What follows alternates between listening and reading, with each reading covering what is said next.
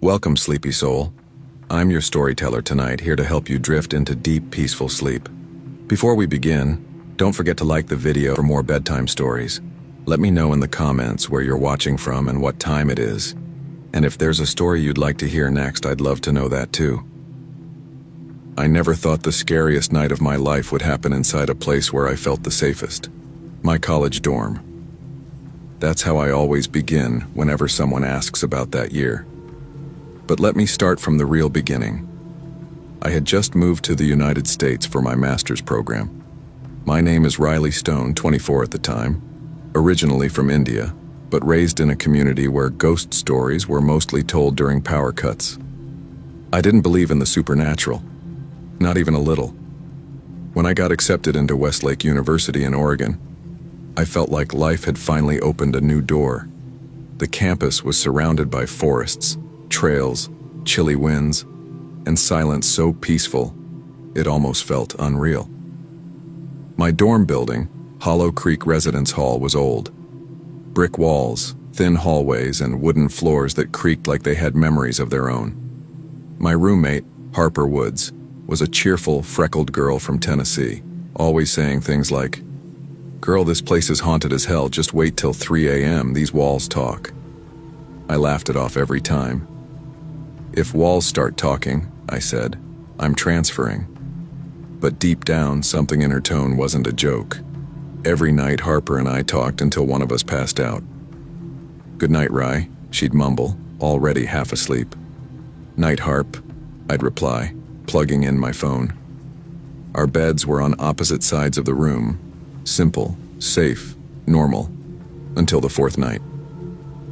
Around 2:47 a.m., I woke up to what sounded like fingernails lightly scraping my mattress. Shh, shh, shh. I blinked, still half asleep. Probably the heater, probably nothing. When I turned my head slightly, I noticed something strange.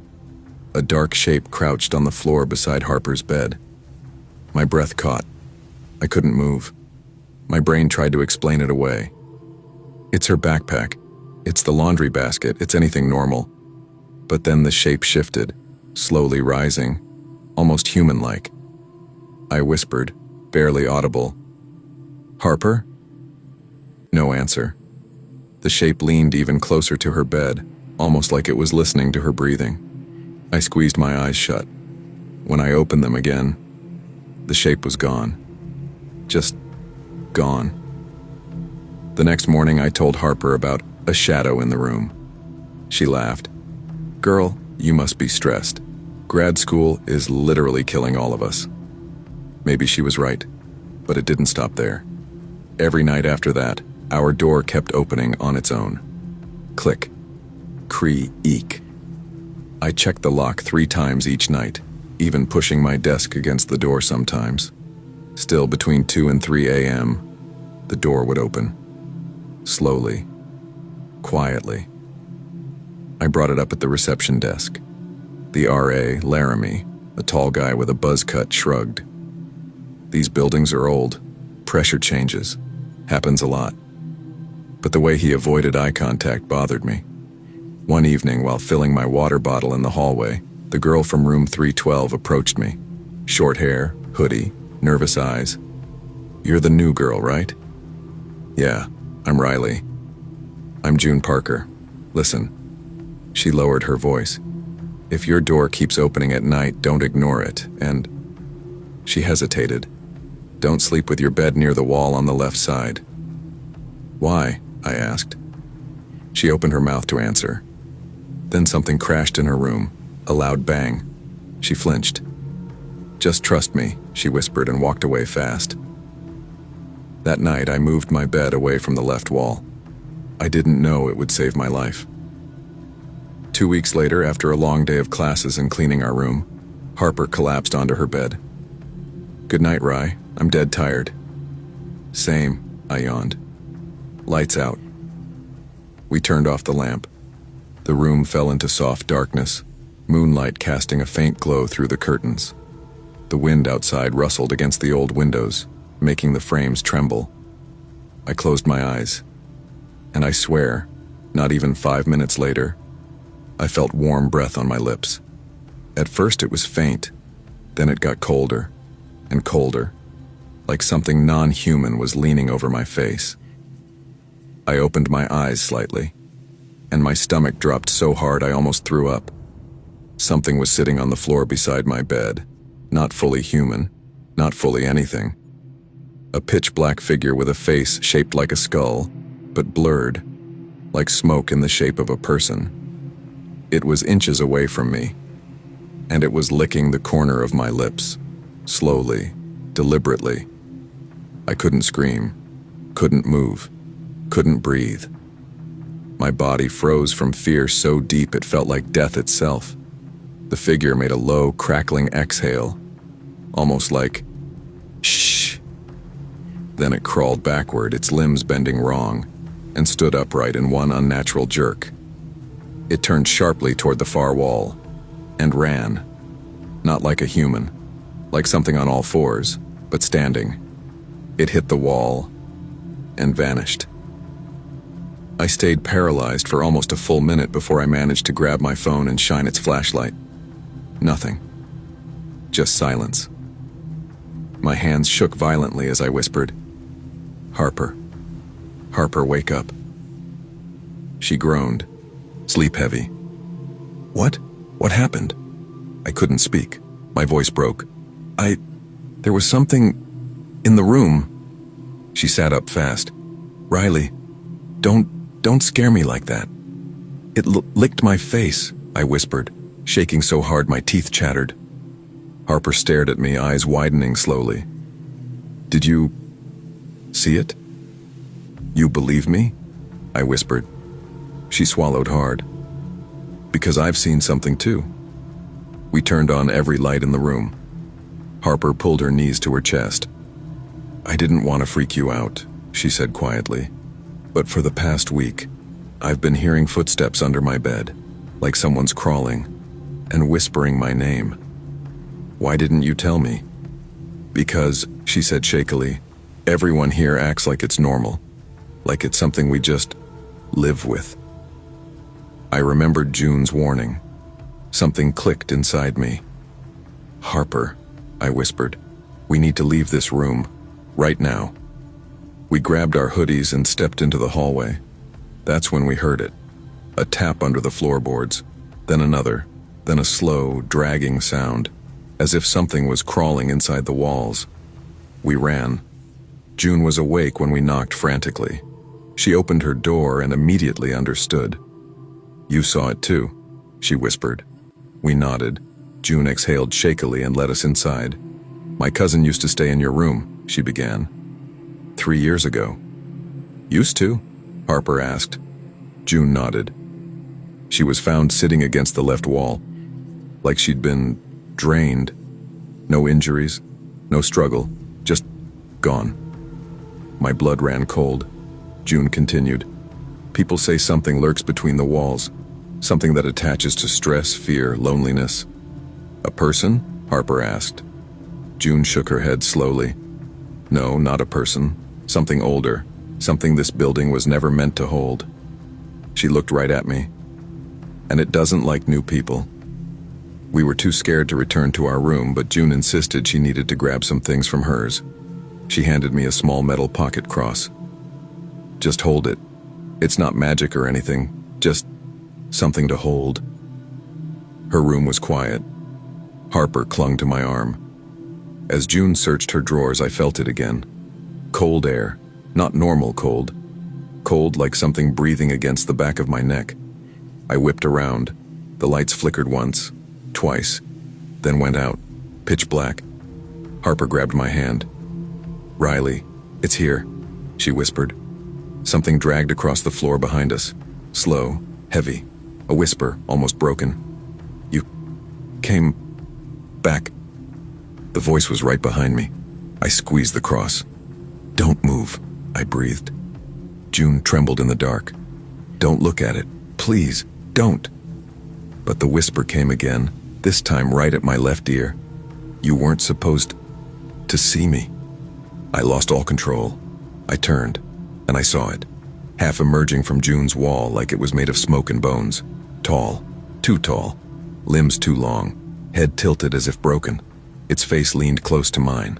Black eyes, no pupils, only void. Its mouth opened wider than any human mouth should. I screamed. June rushed forward and flicked on the flashlight from her phone. The beam hit the creature, and it retracted, melting back into the wall with a furious, animalistic growl. The lights flickered back on, but the wall where it disappeared was now cracked, as though something had forced its way through. June whispered, "We're leaving this dorm. Tonight." We packed our essentials and ran to the RA office. Laramie didn't look surprised, just tired. "You girls from Hollow Creek?" he asked. We nodded. He rubbed his forehead. "Yeah, that building's gonna be shut down soon." "Why?" Harper demanded. He glanced toward the window as if choosing his words. "There's something wrong with it, we don't talk about it. But you're not the first to run out screaming." He gave us temporary beds in another dorm. We didn't sleep that night. Or the next. After 3 days, Harper requested a room transfer. June requested one too. I moved to a different building across campus, and Hollow Creek was sealed for maintenance issues. It never reopened. No one gave an official explanation. I still don't believe in ghosts. But I believe in what I saw, what I felt, what touched my face that night. Sometimes even now, when I'm alone at night, I feel it. A cold breath near my lips, a whisper that crawls down my spine. You weren't supposed to see me. Whatever lived inside those walls didn't vanish. It just moved on. Maybe to another building, maybe to another person. Maybe it's watching someone right now, waiting for another stressed, lonely student to fall asleep. Someone like me back then. Someone who thinks paranormal things don't exist.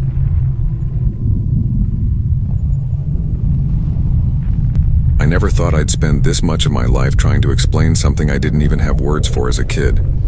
But trauma has a funny way of sticking to you like wet clothes. Heavy, cold, impossible to peel off. Before I tell you what happened, you need to know who I used to be before everything snapped in half. I was 7, a chubby kid with bowl-cut hair, a scrunched-up backpack, and an obsession with anything loud, shiny, and stupidly big. Monster trucks, demolition shows, loud engines, that whole vibe. I was that kid who pressed his nose against the TV and yelled, "B-Row, did you see that?" every time a truck flipped. My family wasn't rich. We weren't even getting by. My dad worked double shifts at a garage. My mom cleaned houses. We lived above a tiny grocery store where you could smell onions through the floor. Trips, rare. Vacations, unheard of. So when my parents told me we were taking a weekend trip to a big American-style motorsport event in a city far from our own, I felt like Christmas woke up early. We couldn't afford a hotel, so we booked a cheap old hostel tucked behind a street full of neon signs and overflowing trash cans. Nothing fancy, just somewhere to sleep. At 7, I didn't understand words like danger or predator. I only understood that the place smelled like old blankets and fried onions, and that my mom kept muttering things like, "We should have saved more, this place makes my skin crawl." But we didn't have options. We barely had enough for gas and food. If I had known what that hostel would cost me, I would have begged us to sleep in the car instead. The building looked like it used to be a shoe factory or maybe a school, just a big brick box with too many windows and not enough light inside. The sign outside flickered, like it was fighting for its last breath. Inside, the front desk was squeezed into a hallway that felt too narrow to be real. A tall, sagging ceiling fan clicked every few seconds like it was chewing on its own wires. The receptionist was a woman named Rhonda, mid-50s, wiry gray hair pulled into something that might have been a bun if gravity was kinder. She looked tired, like she was working 4 jobs at once. "Welcome to Harbor House Hostel," she said, voice rough like she smoked gravel instead of cigarettes. My dad forced a smile. "Just one night?" Rhonda slid the key across the counter. Her eyes shifted to the side, to the dim stairwell. And that's when I saw him. A man sitting on a wooden bench near the stairs, hunched forward like he'd been waiting for someone. He wasn't old, but definitely older. 50s, maybe late 40s. Thinning hair, patchy beard, deep eye bags, and clothes that didn't match. A faded collared shirt tucked into drawstring shorts and slippers. His eyes locked on me the second I saw him. He didn't blink, just stared, and then he smiled. A slow, stretched smile that never touched his eyes. I remember freezing. Not the dramatic movie kind, just everything inside me shutting off at once. My mom squeezed my hand. "Come on, baby. Let's get upstairs." I didn't move until she tugged harder, and I didn't know why, but something inside me whispered, "Don't let go of her hand, not here." I want to pause the story for just a second, not to waste words, but because this matters. People think kids forget trauma. They think memories fade. But here's what actually fades: your ability to pretend it didn't happen. Every year you understand a little more of the thing your brain tried to hide from you. Every year the picture gets sharper. At 7, I didn't have the vocabulary. At 21, I do. And that makes remembering a whole different kind of nightmare. Okay, back to the hostel. That first night, nothing happened. We were too tired to notice anything weird. My dad snored like an engine with a loose bolt. My sister kept kicking me in her sleep. My mom whispered prayers under her breath. She always did that when she felt uneasy. Next morning, the city was buzzing. Street vendors, tourists, kids running around with greasy fingers and cotton candy. It was hot enough that the asphalt felt soft under my shoes. We were headed toward the motorsport arena when my dad said, "Hold on, I gotta hit the restroom." He stepped into a fancy hotel lobby, clean, air-conditioned, bright. It felt like stepping into another universe. My mom, sister, and I sat on a bench by a huge window facing the street. I was swinging my legs, zoning out, when this weird cold feeling crawled up my neck, like someone poured ice water down my spine. I turned, and there he was, the man from the hostel, standing outside the glass, staring straight at me, his hand pressed against the window, his other hand hidden near his pocket, his mouth curled into the same stretched grin. I couldn't move. My breath got stuck somewhere between my chest and throat. "Mom," I whispered. "He's watching me." She barely looked up from her phone. "You're fine, sweetheart. He's probably just asking for directions." I turned back. He was gone, like he melted into the crowd. We walked out of the hotel, back into the heat and noise. Crowds everywhere. Kids screaming, vendors yelling, cars honking. Typical busy street. We waited at a crosswalk when I heard a voice, raspy, low, way too close to my ear. Hey kid, over here." I turned. It was him, standing across the street this time, waving me over. "Come here," he said, voice low but sharp. "Just for a second." His eyes didn't blink. Not once. My body froze, not out of obedience, out of fear. I didn't breathe, I didn't think, I just reacted. I stepped forward. Then someone yelled, "Hey, you sick freak!" A man in his 30s shoved himself between us and slammed his foot onto the stranger's hand as he reached out. The man yelped and jerked back. My mom grabbed my wrist. "Walk. Now. Don't look back." The crowd moved as the light changed, and I was swallowed by the noise. I never saw what happened next. I didn't want to. I woke up late that night needing to pee. The hallway was dim, lit by a single yellow bulb buzzing like a dizzy fly. The walls smelled like old socks and bleach. The floorboards creaked under every step I took. The shared bathroom was at the end of the hall near room 7. As I walked, I heard whispering. Low, guttural, like a language I didn't recognize. I told myself not to look, but kids always look. Room 7's door cracked open, and he stepped out. The same man, wearing only an undershirt, no shoes, no expression except that horrible, slow smile. I froze the second our eyes met. He said one word. "Come."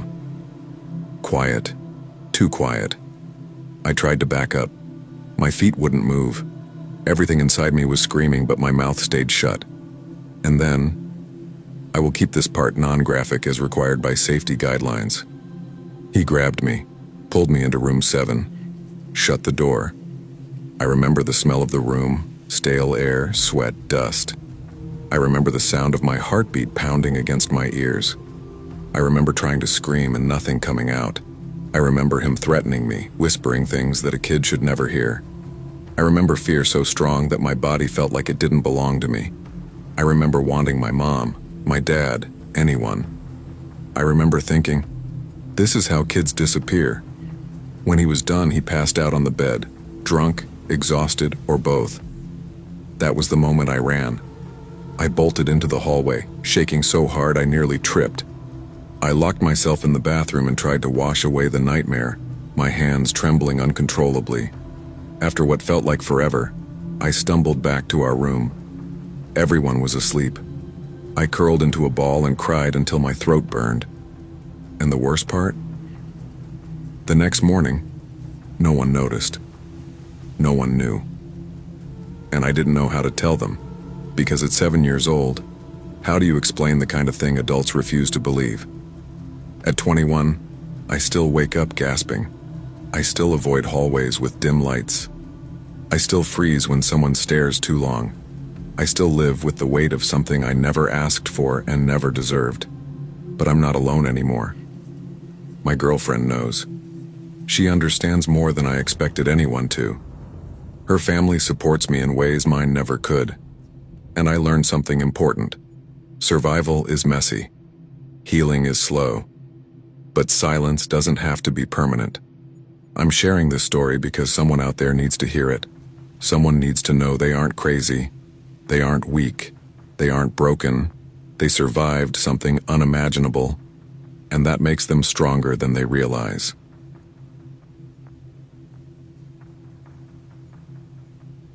I never expected a cheap overnight stay to mess me up for months afterward.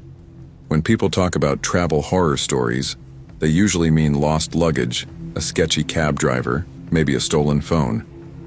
Mine still wakes me up at 3 a.m. sometimes, the exact hour everything went sideways. But to explain what happened, I need to tell you how it all started. I had been backpacking through Europe for the first time. I'd saved for years, worked 2 jobs back in Ohio, lived on ramen, and skipped every night out my friends begged me to join. My family never traveled, so to them this trip felt like some wild dream. But to me, it was supposed to be freedom. A reset. Something to pull me out of the mess I'd been stuck in. Before leaving, my 3-year relationship ended ugly. My ex cheated, gaslit me, and then blamed me for being insecure. Mentally, I was exhausted. Emotionally, I was a ghost walking around in my own life. Traveling alone felt like the only thing I still controlled. So when I booked a hostel in the coastal city of Santarella, a small, beautiful, tourist-filled place, I had zero expectations besides a bed, a shower, and maybe meeting 1 or 2 cool strangers. What I didn't expect was to share a room with someone who'd end up dragging a nightmare inside with her. The hostel was called Harbor Nest, painted light blue with peeling white trim. Inside, everything smelled faintly of citrus cleaning spray and old wood. My room was a 6-bed mixed dorm. Inside, I met my roommates. Lena, a sharp-tongued girl from Chicago who spoke her mind way too fast. Ryder, a quiet dude from Utah carrying a sketchbook everywhere. Noura, a sweet girl from Jordan with a contagious laugh. Jax, a Californian surfer type who said, "Bro," every 3 seconds. The 6th bed was empty. Everyone seemed chill. That first night we all went out for dinner, talked travel stories, and shared how broke we all were from flights and tapas. When we turned in around midnight, the dorm felt peaceful, safe even. I remember thinking, man, maybe I actually needed this. Yeah, if only I knew. It started with knocks, not polite knocks, not confused knocks. No, these were angry, impatient, violent knocks, the kind that instantly told you something wasn't right. Thump, thump, thump. My eyes shot open. I checked my phone, 3:04 a.m. Dude, who the hell knocks like that at 3?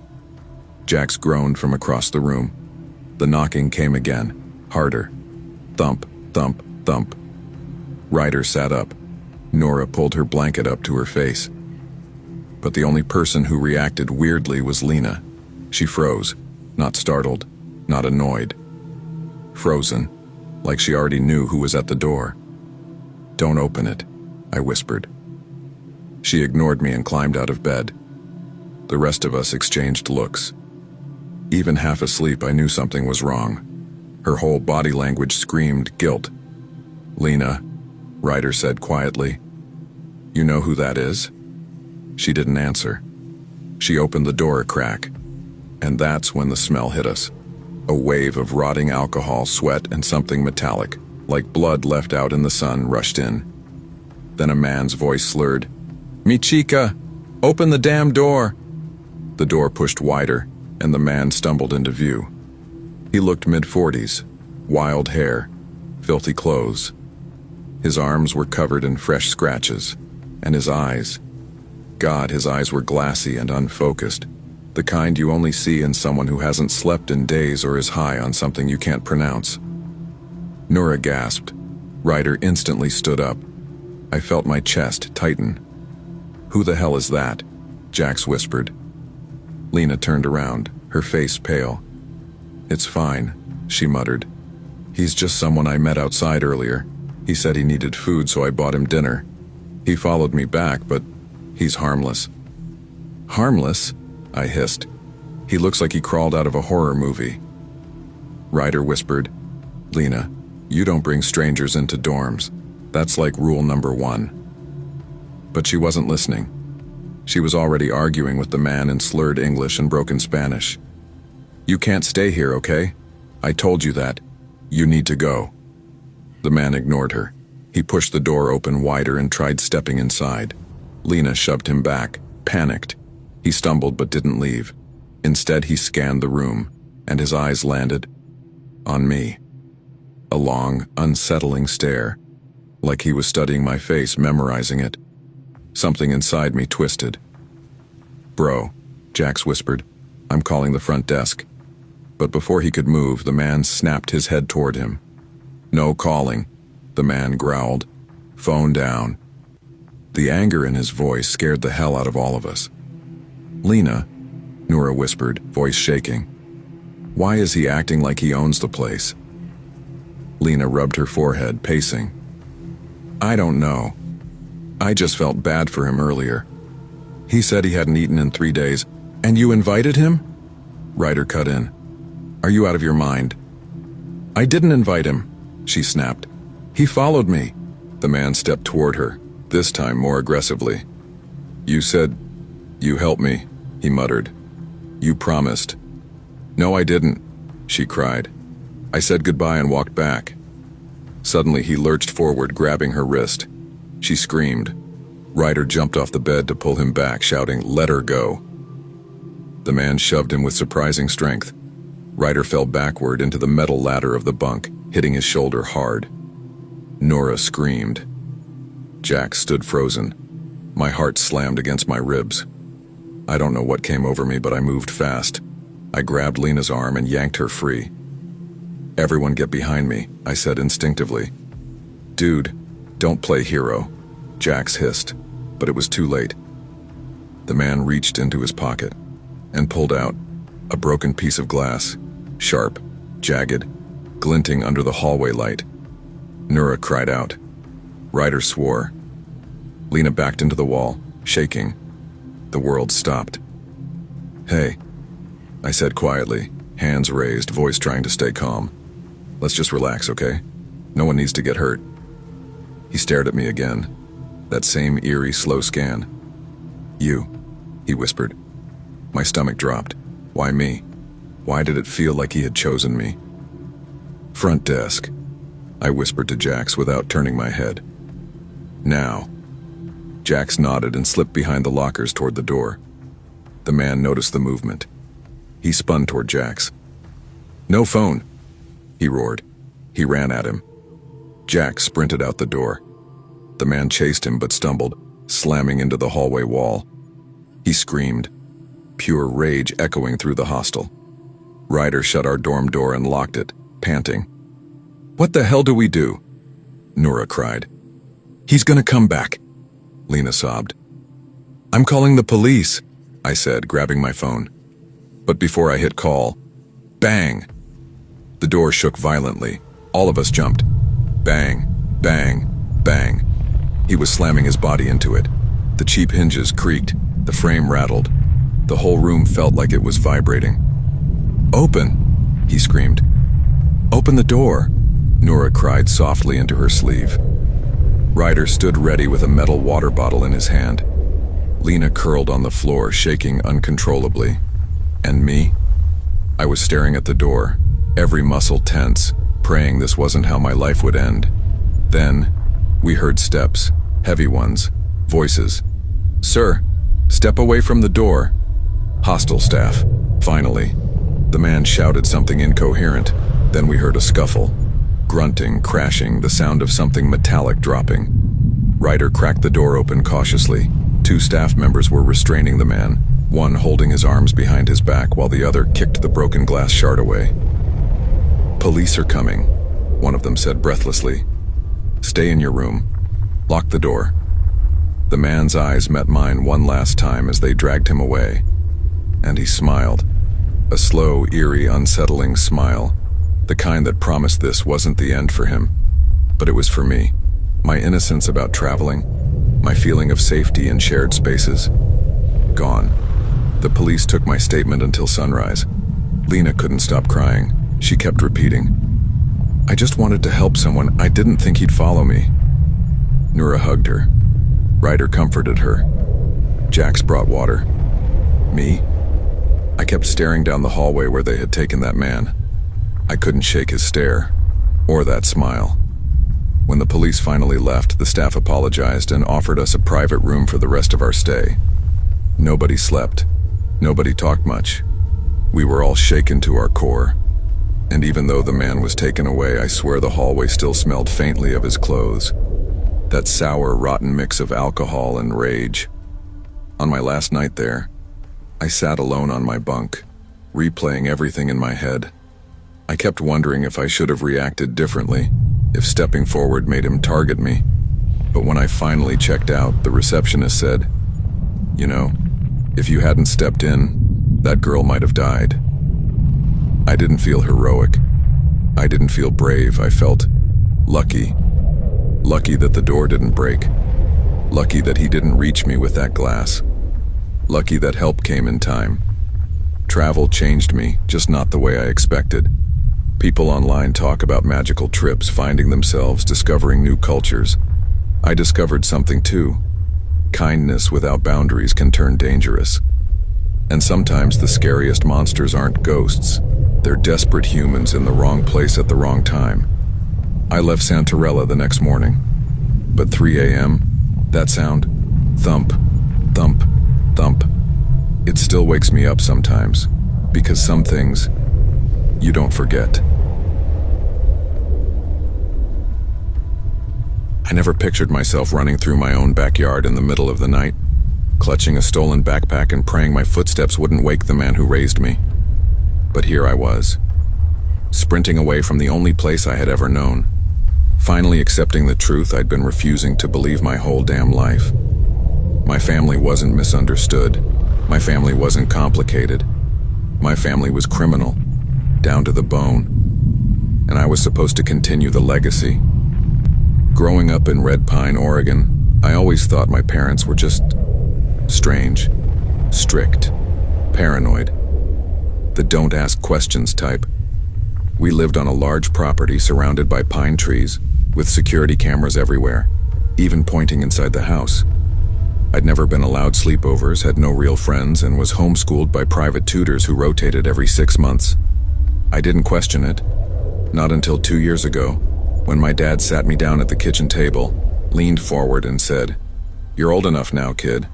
Time to learn what we really do." I remember blinking at him while my mom sliced peaches at the counter like she wasn't listening, even though she always listened. He opened a file, another file, a third, names, pictures, shipments, Money transfers, routes, fake IDs, blueprints. My stomach twisted. "Dad," I whispered. "What is this?" He grinned. "Our business, the family legacy, and someday it'll all be yours." My mother didn't even look up as she added softly, "It's in your blood, sweetheart." I felt like throwing up. Drug trafficking, illegal weapons, money laundering, disappearances, people who tried to leave, people who were removed. And apparently, I was next in line. I refused that day. Dad didn't argue, not then. He just smiled in this cold, disappointed way I'd never seen before. For the next 2 years, he tried everything. Guilt manipulation, family duty talks, threats disguised as warnings forcing me to sit in on business meetings, showing me videos, giving me tests. And when I still pushed back, he said the words that carved ice into my spine. "You either follow the legacy, or you won't be around long enough to regret it." I didn't plan on running until tonight.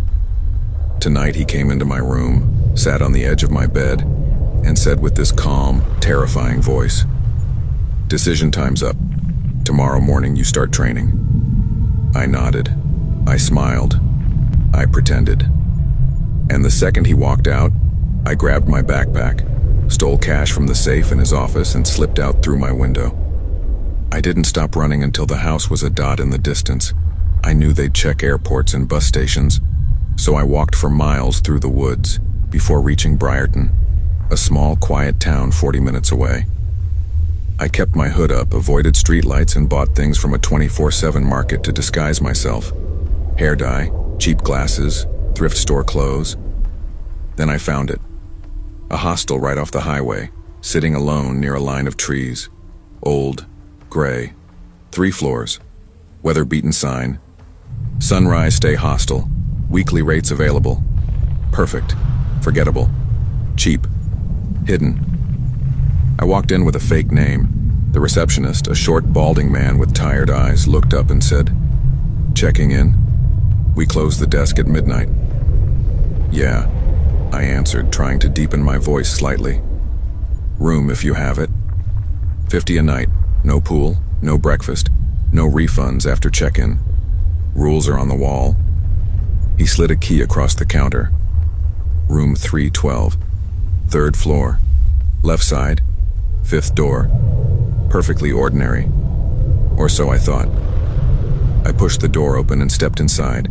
The room smelled faintly of lemon cleaner and something older, like dust trapped in the walls. 2 beds, a big window, a dresser, a tiny bathroom. Nothing special. I tossed my bag on the bed and sagged against it, exhaling shakily. My heart was still racing from running all night. "Holy crap, I actually did it," I whispered to myself. For the first time, I felt safe. I shouldn't have. I fell asleep fully dressed. A loud knock jerked me awake. My phone read 11:14 p.m. I stumbled to the door and opened it. A girl with a small rolling suitcase stood there, breathing a little fast like she'd jogged upstairs. Hey," she said, pushing a strand of dark hair from her face. "Is this room 312? The sign outside fell off." "Yeah," I answered. "This is it." She stepped inside, glanced around, then said, "Cool. I'm supposed to be sharing with somebody. Guess that's you." I nodded. She didn't seem dangerous, just tired. She tossed her suitcase on the other bed and said, "Name's Rylan. I'm from Ohio. Road tripping. You?" I froze for half a second before replying, Connor. Fake name. Second nature now." "Nice to meet you, Connor," she said with a small smile. "Bathroom's mine first, though. I look like a raccoon." She disappeared into the bathroom. I stared at the door. Normal girl.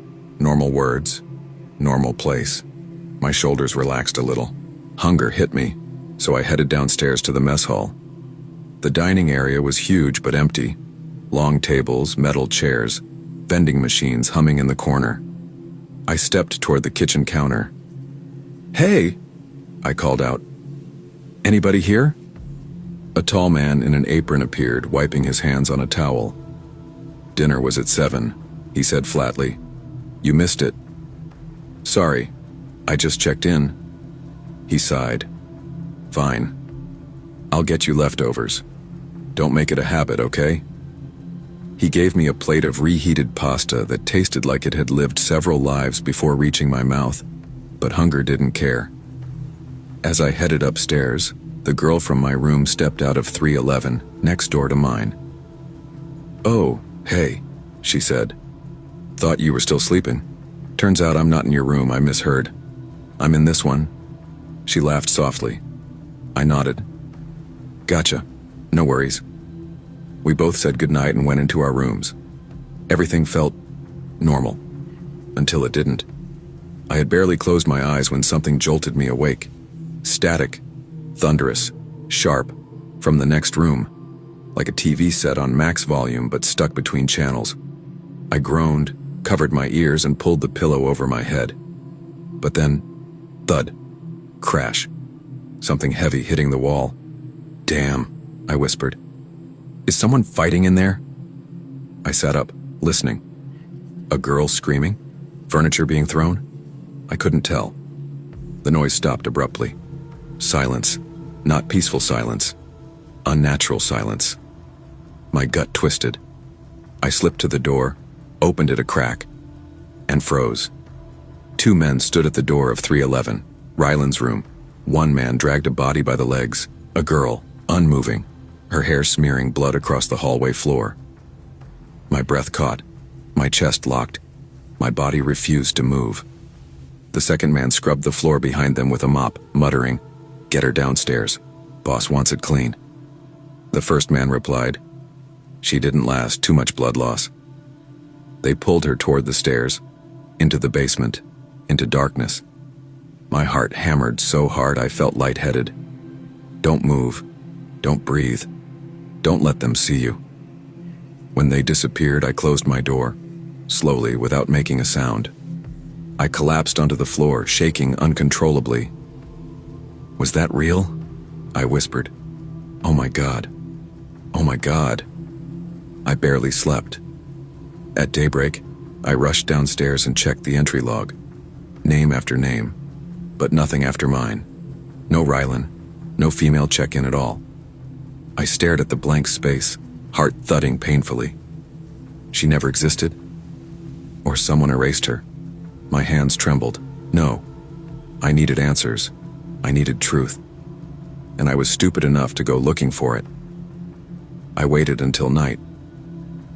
When the hallway was empty, I walked downstairs and hid behind an old vending machine near the basement door. Around 1:40 a.m., one of the men from last night appeared, typed a code into the keypad, and walked inside. I memorized the pattern. The second he left, I rushed to the keypad and entered it. The door clicked. I slipped inside. It wasn't a basement. It was a lab. Machines, sealed pods, glass tanks, tables with strange equipment, and the worst, rows of cylindrical pods filled with liquid, each one containing a human body, some still, some twitching, some missing pieces. My throat closed, my knees nearly buckled.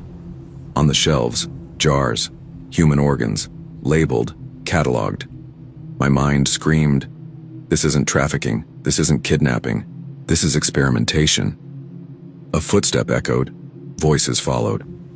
I dove behind a large pod, pressing myself into the shadow. 2 men walked in. "Girl died fast," one said.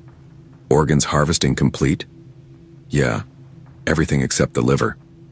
Another voice chimed in, a voice that froze my spine. A voice I knew from childhood. Soft, calm, deadly. My mother. "Did you find my son?" she asked quietly. "He couldn't have gone far. He's hiding. He thinks he's clever." The lead man answered, "We're searching every hostel, motel, shelter in the state. We'll get him." My mother's voice hardened. "He's my blood. He belongs with us. And if he refuses the legacy..." She paused. "You know what to do." I covered my mouth so I wouldn't scream. She was here. She was running this place. She had been searching for me, and I was inches away from her. When they left, I didn't wait. I ran, I darted back to my room, ripped open my bag, shoved everything inside, and bolted out the door. The hallway seemed endless. My breathing was so loud I swore it echoed. Every creak of the old floorboards felt like a warning. They know. They know. They know. I sprinted through the lobby. The receptionist looked up, startled. "Hey, where are you?" I didn't answer. I shoved open the door and ran into the cold night, disappearing into the trees behind the hostel. I didn't stop, not for miles, not until my lungs felt like fire. I'm still running, still hiding, still sleeping in abandoned buildings, bus stations, underpasses, anywhere they won't think to check. Because my family isn't just criminal, they're monsters. And the more I run, the more secrets I uncover, the more I realize I never knew them at all. But they know me. They know my face, my habits, my fears, my weaknesses, my entire life. They raised me for one reason, to claim me, to own me, to make me part of whatever horror they've built. And I'm terrified that one day, I won't be fast enough.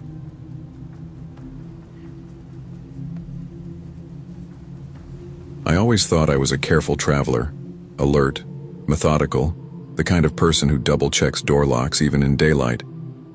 But the truth is, nothing prepares you for the kind of fear that crawls beneath your skin and refuses to leave. People post dreamy photos of sunsets and cute cafes, but nobody warns you about the nights when your instincts scream louder than your common sense. My trip to Hawthorne Ridge, a quiet mountain town in northern Arizona, wasn't supposed to be anything memorable. I'd been burnt out from work. Too many deadlines, too many people telling me what to do, too little sleep. My friend Janelle and I decided to take a short break before winter hit. We were supposed to book a cheap Airbnb, but everything was full, so we settled for a hostel advertised as rustic, affordable, and cozy, like home but better. Yeah. I wish I'd just slept in the car. The hostel's name was Coyote Lantern Lodge, a wooden two-story building with creaky steps and a neon sign that flickered like it was dying. At first glance, it looked harmless in that old-town American way. Weather-beaten wood, string lights, a hand-painted welcome traveler's board. People lingered around picnic tables, drinking beer, laughing, using phrases like road trippin' and hell yeah, dude. But the inside? Dim lights, cramped hallways, peeling wallpaper that smelled like wet carpet, and bunk beds that looked like they'd collapse under a sneeze. We checked in separately because I had arrived earlier by train. Janelle took a long-haul bus that got delayed, meaning the hostel gave us different rooms. Just for one night, the receptionist had said, clicking his gum. He looked 19, maybe 20. "We're booked solid tonight. Tomorrow we can move her into your room." Fair enough. I was tired. I just wanted a hot shower and a bed. My room had 3 guys in it already. Quiet, mind their own business types. One wore headphones, one slept with a book on his chest, and the last was watching TikToks with the volume low. Normal enough. But when I met Janelle later in the communal lounge, she didn't look okay. Her arms were crossed tight like she was trying to hold herself together. Her smile was forced, thin, barely there. "You good?" I asked. She shrugged. "My roommates are chaotic." "Chaotic how?" She exhaled, rubbing her temples. Loud, drunk. One dude kept yelling at his friend because he lost his vape, like full volume, and the other kept tripping over everything. "That's hostel life," I said, trying to lighten the mood. But her eyes darted nervously toward the hallway. "I don't know. Something feels off." The guy on the bottom bunk kept staring at me while pretending to be asleep. I frowned. "Did he say anything to you?" "No, but his vibe is weird." We decided to crash early, because the next day we planned to hike to Hawthorne Caverns. She hugged me before heading to her room. "I'll be fine," she muttered. I didn't believe her, but I didn't want to make her more anxious. So I let it go. Big mistake. I woke up at 8 a.m. and headed downstairs for the complimentary breakfast, burnt coffee and stale cereal. Janelle was usually an early riser, but she wasn't there. After 30 minutes, I marched straight to her room. Her door opened just a crack when she answered. Her face was pale, hair a mess, eyes red and swollen. "Jesus, what happened to you?" I whispered, stepping inside. Her voice trembled. "One of the guys, he tried to climb onto my bed last night." "What? Did he touch you?" "No, he didn't get that far." I woke up when the bunk shook. He whispered something like, "Jesus, chill, I just want to warm up." Dude was drunk. Her hands began shaking. I yelled at him to get out. He didn't move at first, so I kicked him, hard. He finally fell back down. I switched rooms after that. "Why didn't you tell someone?" "I didn't want to cause a scene," she whispered. "I just wanted out of there." The guilt of not insisting she room with me weighed heavy on my chest. "You should have woken me up," I said softly. "I didn't want you to worry." But I was worried now. She sniffed and managed a small smile. "It's over, right?" We both hoped so. That evening, we joined a group from the hostel heading to a local dive bar called the Rusty Pint. The kind of place with dartboards, neon beer signs, and floors that always felt sticky. Janelle tried to act normal. She laughed, danced, even did a karaoke duet with a girl from Colorado. But every time a man walked past, her body jolted.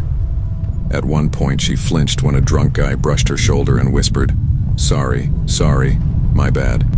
She shook it off, but I didn't miss the way her hands trembled. By midnight, we were exhausted, half buzzed, and freezing. The walk back to the hostel felt endless. Janelle kept turning around like she expected someone to be trailing us. "Hey," I said softly. "You're safe. I'm right here." She nodded, but didn't speak. When we reached her new room, she hesitated.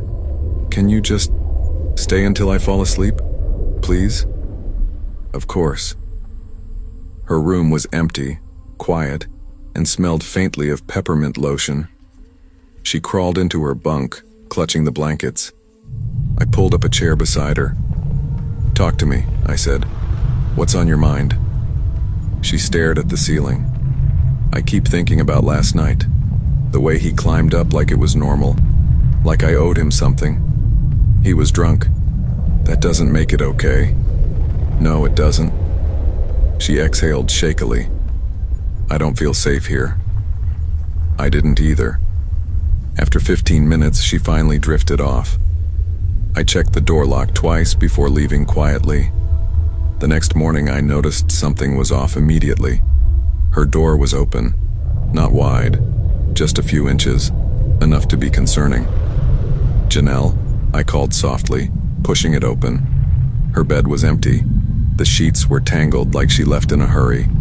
Her backpack was still there, her hoodie, even her phone charger. My stomach dropped. Nobody leaves their phone charger voluntarily.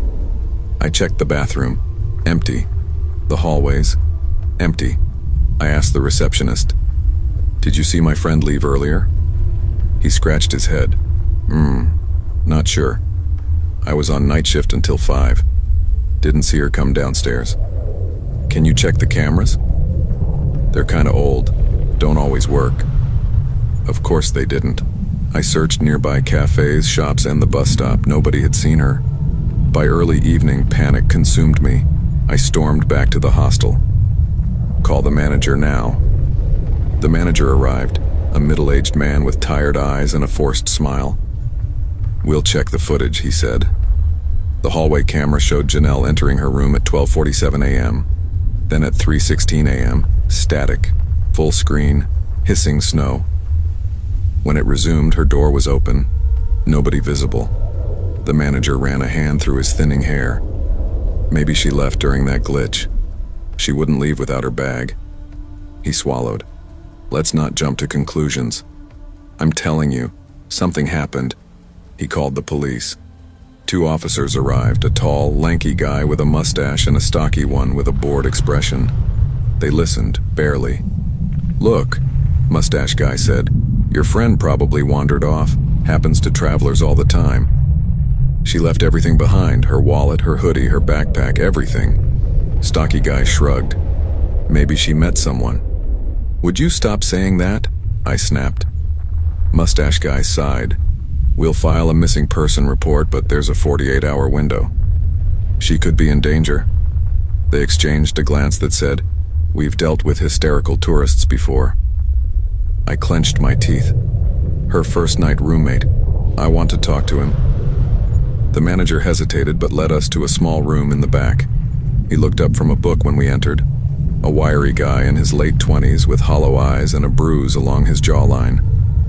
"What now?" he grumbled. I stepped forward. "Where is she?" He rolled his eyes. "I don't know. She freaked out over nothing last night. You climbed into her bed." "I was cold," he said defensively. "My blanket sucked." "You tried to touch her," he snorted, standing up. "You're out of line." He walked toward me aggressively. Before I could move, he grabbed my wrist. Hard. "Back off," he growled. "Let go." But he tightened his grip, pushing me against the wall with shocking strength. My ribs seared with pain. "That what you wanted?" he hissed. "You think you can just accuse people?" The officers did nothing. "Hey," mustache guy muttered half-heartedly. "Don't get physical." The man smirked, releasing me. I stumbled back, clutching my arm. "You like making drama," he muttered. "Your friend was weird, that's all." I backed out of the room, shaking. The officers left shortly after, promising to look around. They didn't. I searched everywhere. Hours passed. By 2 a.m., I thought I was going to lose my mind. Then I saw it. A faint light flickering from a distant window at Pine Hollow Lodge, a tiny family-run motel on the outskirts of town. I ran. Inside, near the lobby couch, curled up like a terrified child, was Janelle.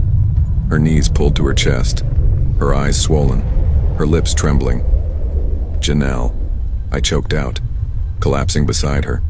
She looked up slowly. Her voice cracked. I didn't know where else to go. She told me everything. Every sound. Every shadow. Every moment of dread. And something else. She woke up at 3 a.m. to the creak of her door opening. Someone whispering her name. Footsteps approaching her bed. A hand brushing her ankle. She ran barefoot into the hallway. She didn't know who it was. She didn't look back. She just ran.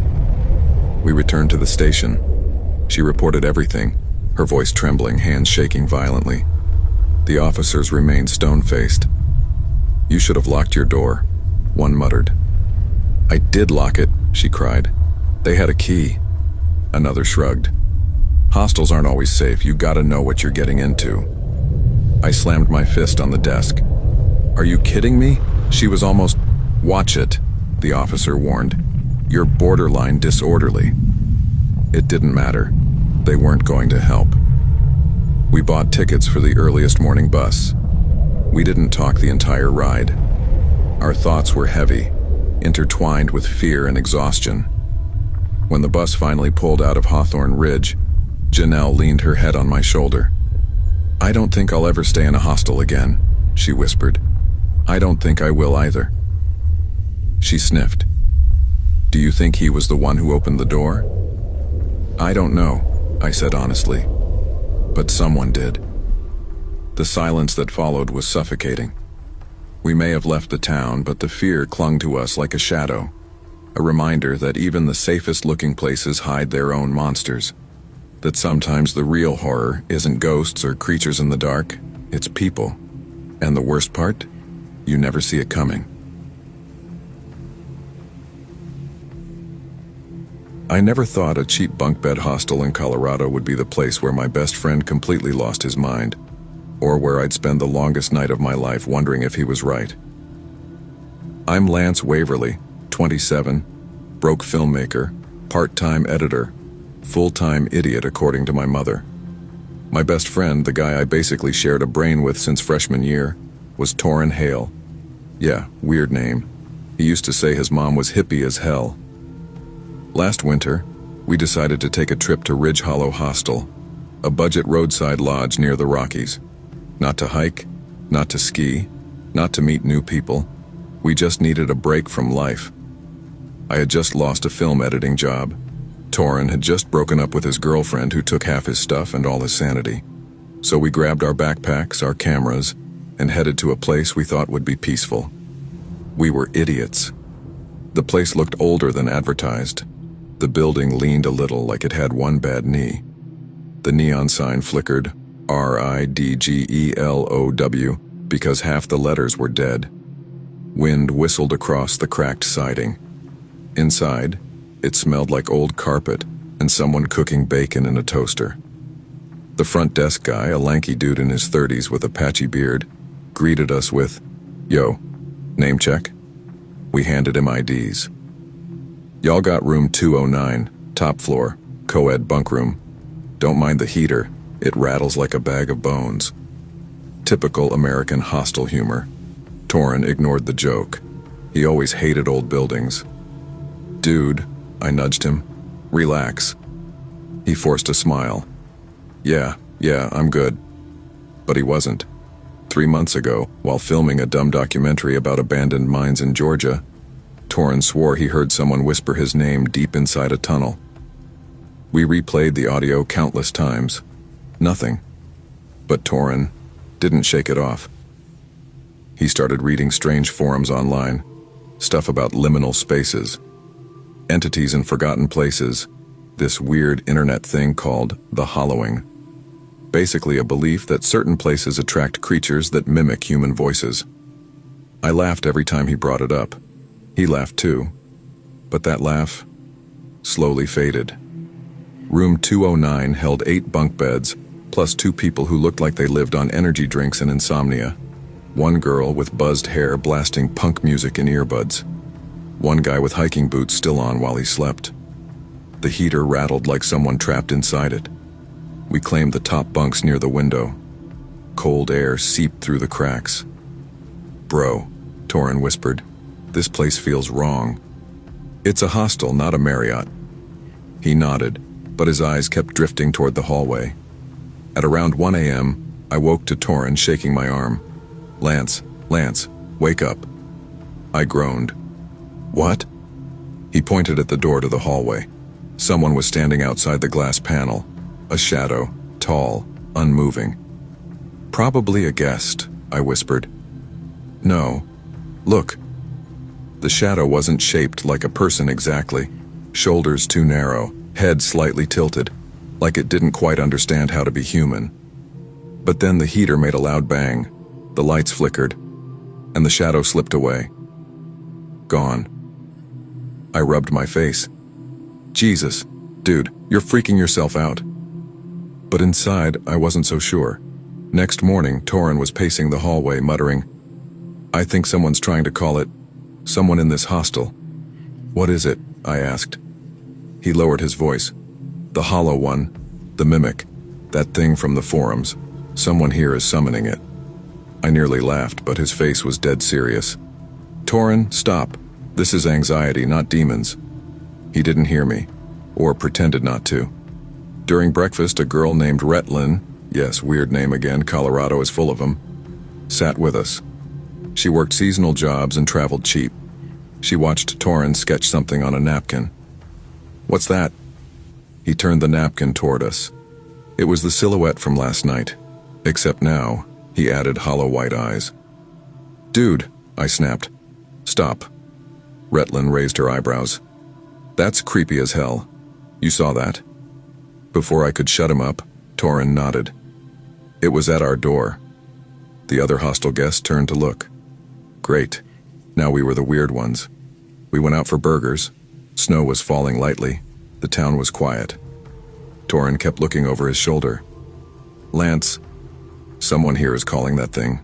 I heard humming in the hallway last night. Like chanting." "It was the heater." "No." His voice cracked. "Someone is trying to offer me to it." I slammed my cup down. "Bro, listen. You need sleep. You need to stop reading creepy Reddit. No one is summoning anything." He stared at me like I betrayed him. "You don't get it. You never listen." We barely talked the whole walk back. That night, around 2:30 a.m., I woke to footsteps outside. Slow. Not walking, sliding. Shh. Shh. I sat up. Everyone else was asleep, except Torin's bunk. Empty. Crap. I slipped off the bed, opened the door softly. The hallway lights flickered. At the far end, Torin stood facing someone, or something, in the shadows. He whispered angrily, "You're not him." Stop copying his voice. My stomach dropped. "Torin!" I yelled. He turned, wide-eyed, terrified. "Lance, that wasn't you talking." I didn't say anything. The shadow at the end of the hallway bent, like dislocating itself, and slid into the stairwell. We stared frozen. Then Torin whispered, "I told you." Next morning, Torin burst into the room holding something, a ragged notebook he found behind the laundry room dryer. "Lance, read this." Pages were filled with shaky handwriting. "It knows me now. It copies voices. It stays near room 209. Don't listen when it calls. Don't trust the one standing closest. The mimic needs conflict. It feeds on tension between friends." I laughed nervously. This is some traveler's prank. But my throat felt dry, because the entries described exactly what was happening. Torin grabbed my hoodie. "It wants me, Lance.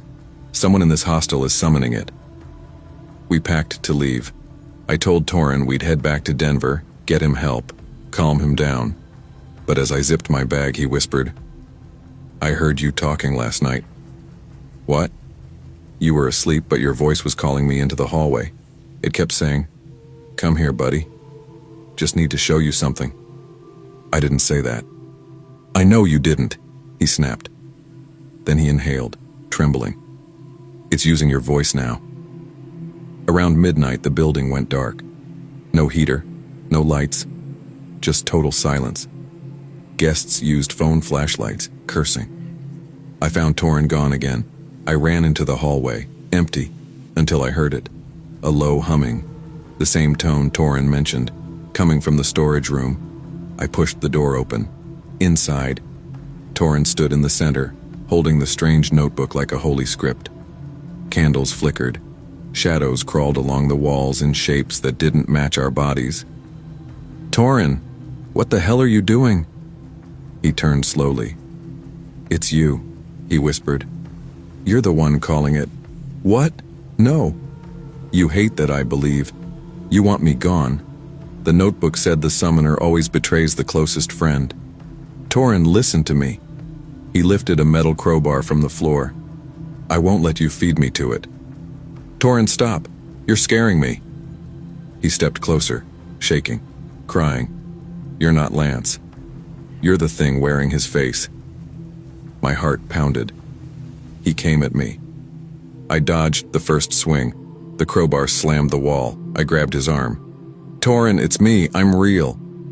Something moved in the corner. Both of us froze. A tall, thin figure leaned out of the shadow, not fully formed, like a silhouette with no details. It tilted its head exactly like Torin does when confused. Then it whispered in my voice, "Come here, buddy." Torin screamed, swung again, wildly. The crowbar hit the pipes. Steam burst. Alarms shrieked. The sprinklers poured freezing water. The shadow melted back into darkness. Torin collapsed, sobbing. "I just wanted it to stop copying you. I didn't want it to become you." Hostel staff burst in. Police arrived. Ambulance too. They took Torin away, not in cuffs but strapped, screaming that the mimic lives in the walls. It's been 3 months. Torin is in a psychiatric facility in Fort Collins. I visit sometimes. Some days he's calm. Other days he asks if I'm the real Lance. I don't know how to answer, because sometimes, late at night, I hear humming in my apartment vents, like something followed me home. Sometimes I hear a whisper when I turn off the lights, a voice that sounds exactly like mine. "Come here, buddy." I don't go near the dark after that.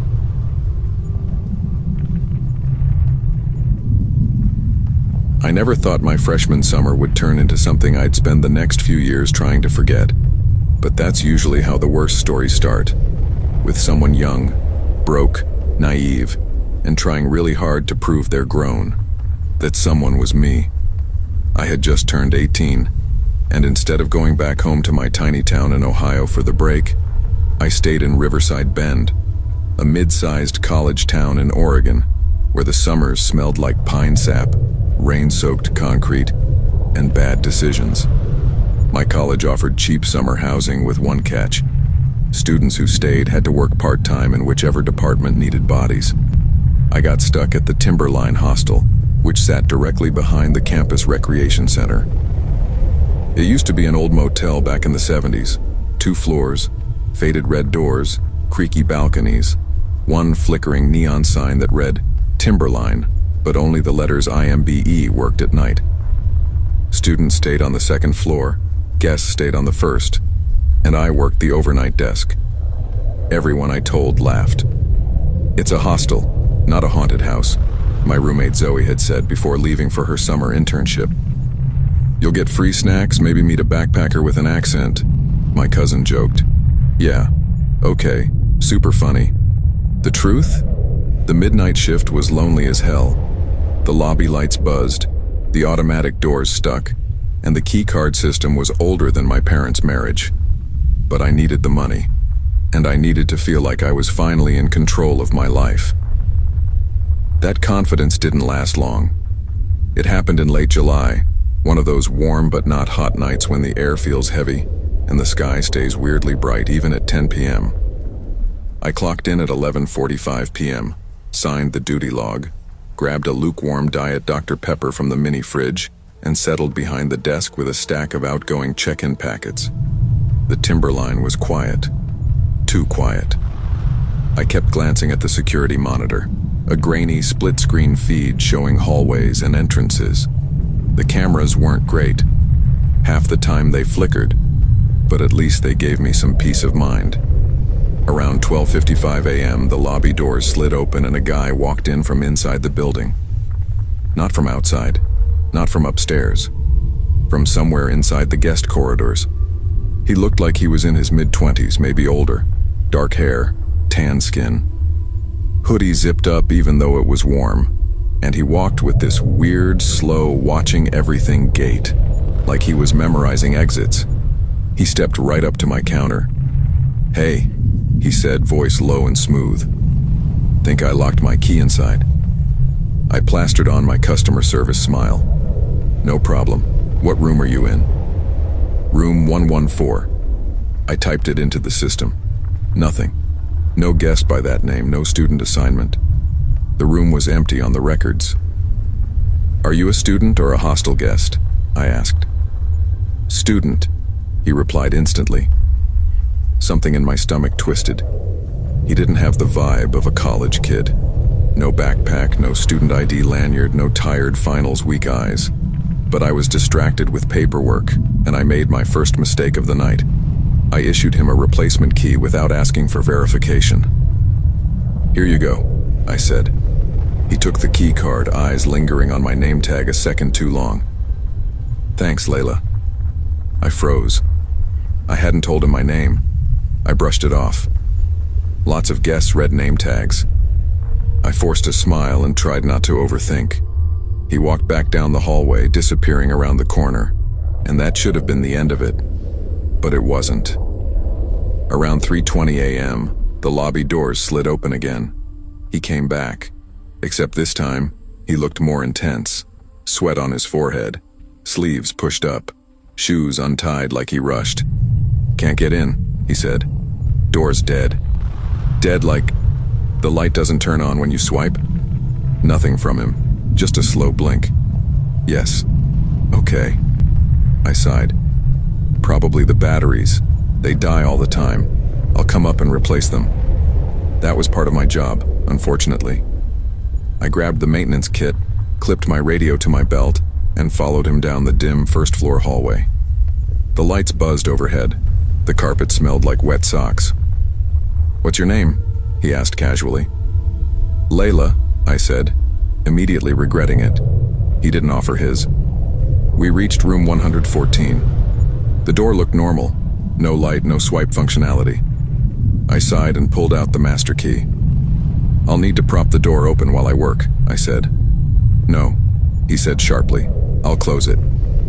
Before I could protest, he shut the door with us inside and deadbolted it. Something cold washed down my spine. I need that open," I tried to say lightly. "Part of the process."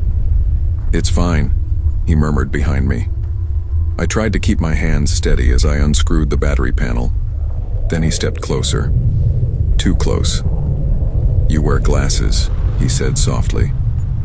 "Yeah," I said, not turning around. "I need them to see." "You should take them off." "No thanks," I forced a laugh. "That'd make this harder." "You can take them off," he repeated, steady, calm, unnervingly sure. Then his hand slid around from behind me, reaching for my glasses.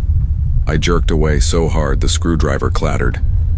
"Please don't touch me," I said, voice cracking despite my best efforts. He didn't apologize, he just watched, like he was studying reactions. I flicked open the deadbolt, needing air. "I got a reprogram from the outside." He lunged toward the door to shut it again. "No," I snapped, louder than I meant to. "Door stays open." He froze. His jaw tightened. The whole atmosphere shifted, like the air thickened and the temperature dropped 5 degrees. I held my ground, foot wedged in the doorway. "Please step back," I said. He didn't. Instead, he lifted a hand and started touching the tiny wisps of hair near my forehead. I slapped his hand away. "Stop. Don't." He smiled, not a friendly smile. One of those slow, knowing, "I already decided something about you" smiles. "You should come look at the bed," he said. "It's broken." "I'm only here for the lock," I snapped. "There's something under it. I lost something. Come look." When I didn't move, he pulled a small gold house key from his pocket. "You need to get this," he said. Then he threw it under the bed. "What the hell?" I whispered. "You should get it," he insisted. "I can't reach." I stood in the doorway to the bedroom area just far enough to see the whole room. It was empty. Not messy, empty. Not just moved in, empty. Empty, empty. No sheets, no bags, no food, no toiletries, no clothes, no signs of life. This wasn't his room. This wasn't anyone's room. My pulse hammered so loudly I could hear it. "I think we're done here," I said, voice shaking. "Door's fixed." "It's not," he said. "It is. You have to check." "Nope. Maintenance will in the morning." I backed out, grabbed the maintenance kit, and forced myself to walk, not run, to the hallway. I almost made it to the elevator. Almost. But he came out after me, now wearing shoes, calling, "Layla, it's still broken. You need to come back." I didn't. I ducked into the stairwell and sprinted down all 2 flights. When I burst into the lobby, breathless and shaking, I checked the housing system one more time. Room 114, vacant. That's when my hands finally started trembling uncontrollably. I locked myself in the back office and called campus security. It took security almost 7 minutes to arrive. In those 7 minutes, he came down to the lobby again and walked behind the front desk. I screamed, "Stop! You can't be back here." He lifted his hands lazily like I was overreacting. Then he tore off the corner of a piece of paper near my keyboard. With slow, deliberate strokes, he drew a flower on it and placed it in front of me. I didn't say a word. I just stared. When security finally arrived, 2 officers, he bolted up the stairs and tried convincing them he lived in that empty room. "It is my room," he repeated. "I stay here." He even held up the key card I printed, like that proved anything. "All right, buddy," Officer Clark said. "What's your student ID number?" The man paused. One moment," he muttered. "It's, He didn't have one. "How about your phone number?" they asked. He rattled off a string of numbers that didn't even match the right number of digits. "Address?" "Across the street." "There are 6 buildings across the street," Clark said. Which one? He hesitated again. The tall one. There is no tall one. He went silent. Security asked his name. He said, Jordan? It wasn't convincing. Security eventually escorted him out, warning that if he returned without proof of housing, he'd be trespassing. He walked away into the dark parking lot. I didn't breathe until he was gone. The next morning, housekeeping came to the desk, whispering urgently, "Hey, someone's been using 114. I froze. She continued, "We found the door deadbolted open, TV on. Somebody had been in there overnight." My heart dropped. A housekeeper later told me she sometimes used that vacant room as her unofficial break room. She thought she must have forgotten to lock it that night. And that was how he got in. A door left cracked open. A room nobody was supposed to be in. A girl working alone. A man who wouldn't say his name. A man who got too close. Who shut the door. Who locked it. Who wanted me on the ground. Who wanted my glasses off. Who kept trying to lure me deeper in. Was he planning to assault me? Kidnap me? Kill me? I don't know. But I do know one thing. I was the only thing standing between him and a dark, empty room with a locked door. And he kept trying to close it.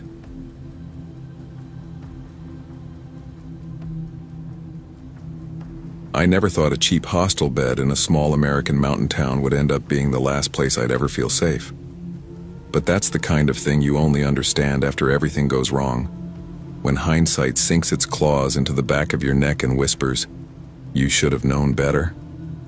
Let me start at the beginning, because the beginning is where the first cracks appeared. Little ones, almost invisible. And I guess the truth is, I had been ignoring cracks my entire life. I was 24, burnt out from juggling 2 part-time jobs and an online degree. My therapist kept telling me to take a weekend for myself, but weekends are expensive when your bank account cries at every transaction. So when my coworker mentioned a cheap hostel near Evergreen Ridge, a small tourist town up in Washington State, I booked it. It was a converted old lodge, half modernized, half stuck in the 70s. I figured I'd get some fresh air, hike, breathe a little. My friends teased me. "Hostel? Bro, that's just adult summer camp for broke strangers." But I shrugged it off. I wasn't scared of strangers. I should have been. The bus dropped me off at a lonely intersection where the mountains rose like dark blue walls around the tiny town. The air smelled like pine and diesel. A faded wooden sign pointed up a gravel road. Evergreen Lodge, travelers welcome. The building looked charming in a rustic, slightly haunted kind of way. A wraparound porch, chipped paint, warm yellow lights glowing inside. It wasn't lively, more like comfortably sleepy. Inside, the front desk bell jingled, and a woman appeared, maybe late 30s, wearing a fleece jacket and a messy bun. "Hey there, you must be the new check-in," she said. "Name?" "Kellen," I replied. She smiled. "Welcome to Evergreen Lodge. Folks usually call me Wit." Her friendliness put me at ease. Too easily, maybe. She handed me a key card. "You're in bunk room Cedar 3, top bunk.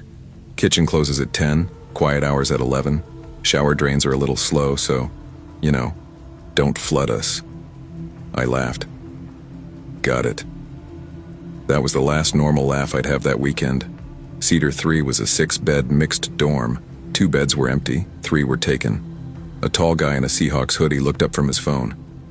"Yo," he nodded. "You new?" "Yeah, just got in."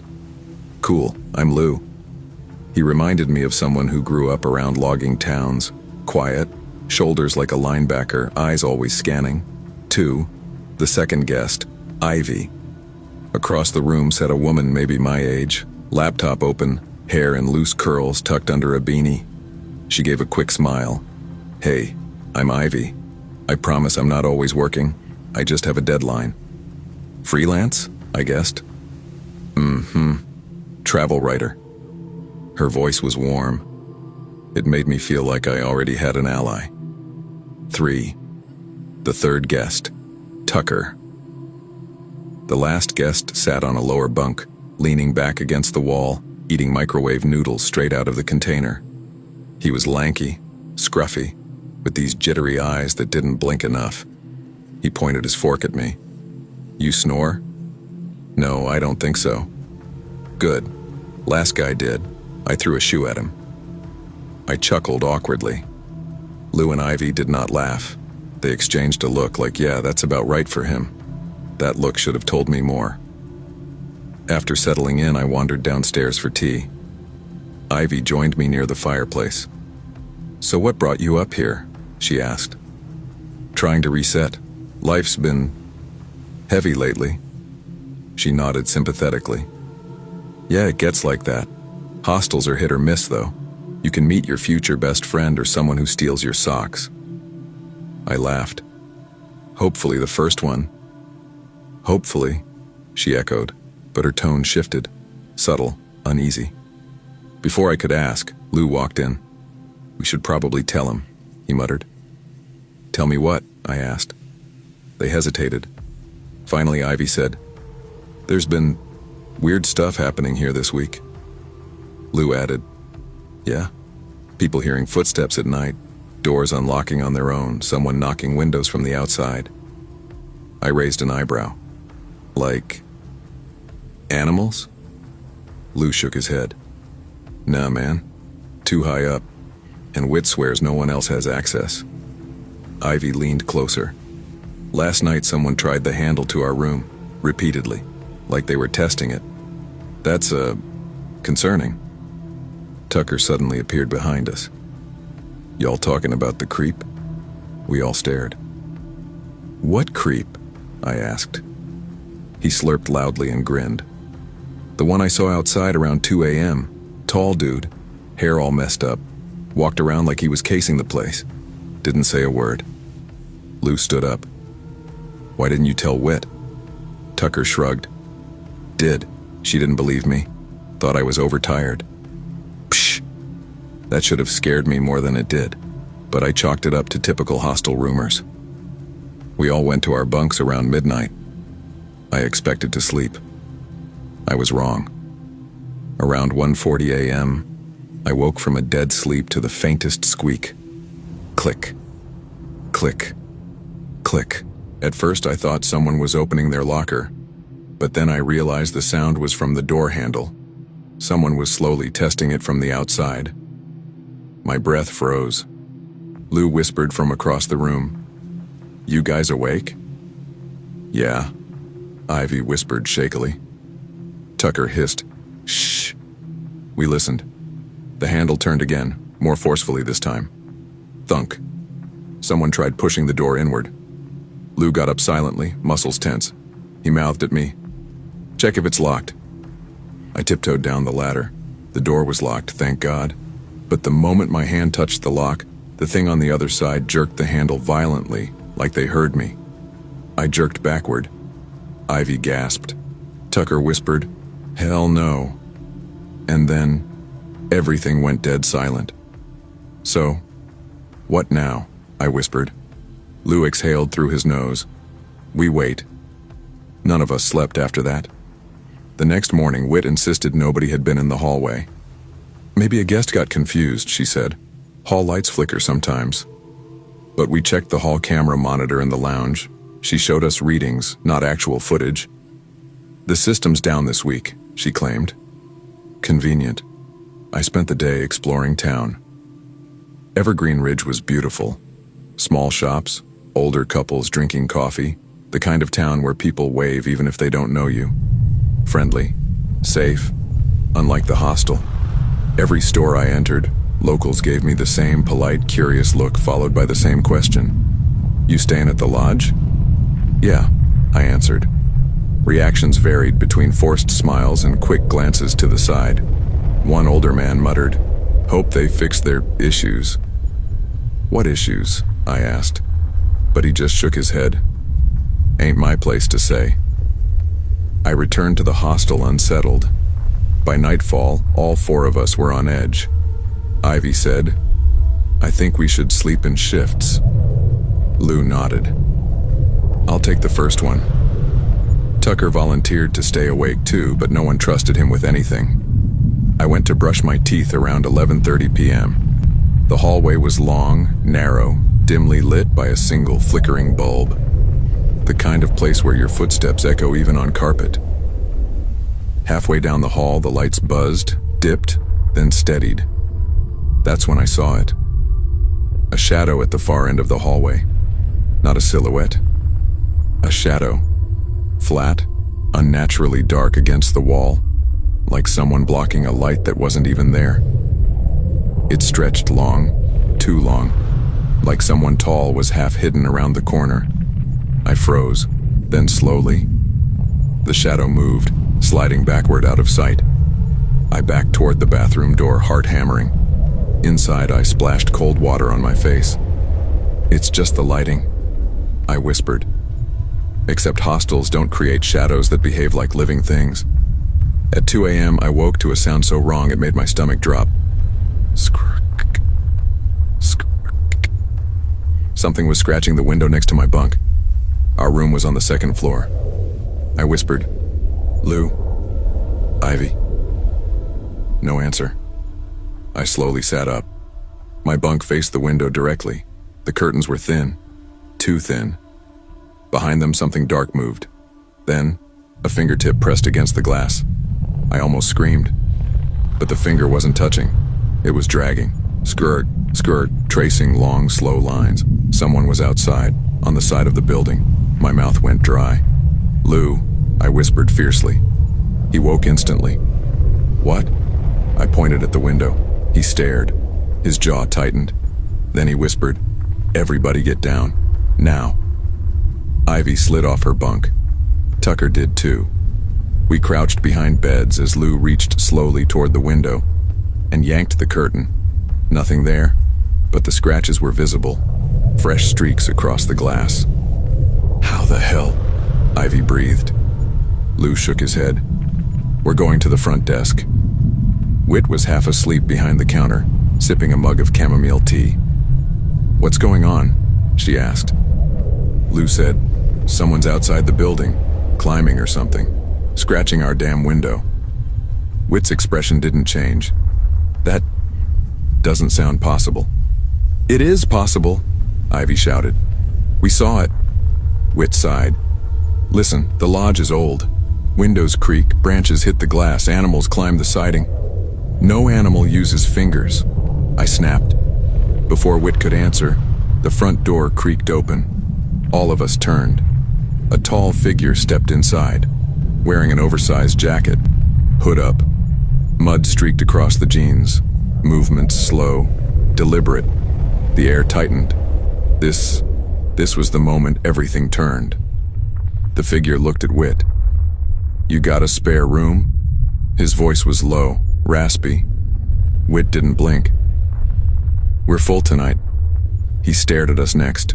His eyes, sharp, pale, unfriendly, swept over our faces one by one. He smiled slightly, then left. The door shut, and Whit exhaled shakily, like she'd been holding her breath the whole time. Ivy whispered, "Who was that?" Whit didn't answer. She just locked the door. Twice. We tried to sleep again. Nobody could. Ivy sat awake on her bunk, knees pulled to her chest. "I want to leave," she whispered. "Tomorrow morning I'm gone." Lou rubbed his face. "Yeah, something's off here." Tucker muttered, "Told y'all." I tried sleeping, but around 4 a.m. a sound shattered the silence. Crash, glass breaking, downstairs. We jolted awake. Lou whispered urgently, "Stay here." "No," Ivy hissed. "No one goes alone." But he was already at the door. I followed him. I couldn't just sit there. The hallway felt colder than before. The lights were dimmer. My skin crawled. Halfway down the stairs, we heard footsteps. Slow, dragging steps across broken glass. Lou mouthed, "Back up." But before we could retreat, a voice floated through the darkness. A calm, almost friendly drawl. "You kids shouldn't be up right now." I recognized it. The man from the front door. Lou grabbed my arm and whispered, "Back to the room, now." but the man's footsteps were already coming up the stairs. Ivy cracked the room door open as we sprinted inside. "Lock it," she cried. Lou slammed it shut just as the footsteps reached our floor. He locked it. Then the handle turned, slowly, deliberately, just like the night before. "Open up," the man said softly. "I just want to talk." Tucker whispered, "Hell no." The man tapped his knuckles on the door, rhythmic, taunting. "Y'all saw me tonight," he said. "So now I gotta come in." Ivy covered her mouth to muffle a sob. Lou braced himself against the door. "Call 911. I fumbled for my phone. No service. Tucker checked his. I got nothing either. The man chuckled darkly, like he knew that would happen. Then, bang. The whole door shook. Ivy screamed. Lou yelled, "Get back, all of you." Another bang, another. The hinges groaned. I whispered, "He's gonna break it." And then, footsteps, running, but not from the hallway, from the stairs. A woman's voice shouted, "Hey, get out of here!" The banging stopped. The man growled under his breath. Then fast footsteps. A chase. Doors slamming. A scuffle. Then silence. Dead silence. We waited, shaking. 5 minutes, 10 minutes, 15. Finally, Whit's voice appeared at the door. "It's okay," she said weakly. "He's gone." Lou cracked the door open. "What happened?" Whit looked shaken. "I chased him out. I think he was drunk, or on something." She lied, badly. Lou said, "We're leaving at sunrise." Whit nodded. "That's probably for the best." We packed fast. Ivy's hands shook so much she dropped her charger twice. As we checked out, Whit avoided eye contact. I finally asked, "Who was that man?" Whit hesitated, then whispered, "Local. Name's Carver. Has problems. Thinks this place belongs to him. Shows up every few months. We try to keep him out." Lou snapped, "You should have told us." Whit looked exhausted. "If I told guests, no one would stay. And Carver, he doesn't usually get inside." That usually made my blood run cold. Ivy said, "We could have died." Whit's eyes glistened. "I'm sorry." But sorry wasn't enough. We walked down the gravel road with our bags, refusing to stay even a minute longer than necessary. At the bus stop, Ivy wrapped her arms around herself. "I'm never staying in a hostel again," she muttered. Lou nodded. "Yeah, same." Tucker said, "I kinda want to burn that place down." For the first time, we all laughed, shaky, traumatized laughter. But laughter. The bus arrived. We boarded. No one spoke during the whole ride. But right before we turned the corner out of town, I looked out the window, and I swear, behind the trees, near the side of the lodge, a tall figure stood, watching the bus. Face half hidden by a hood. A faint scratch mark on his right hand catching the morning light. I blinked. He stepped back into the trees, like he'd been waiting, like he wasn't finished. I never believed a place could hold a memory so heavy it changed the temperature of the air. But Red Ridge Hall proved me wrong the moment I stepped through its wooden double doors, old oak, darkened by decades of fingerprints and winters.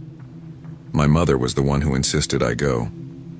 "Colton, sweetheart, you need structure," she kept saying, packing my suitcase like I was a kid heading to summer camp instead of a 16-year-old being shipped off to a strict boys' boarding hostel in northern Pennsylvania.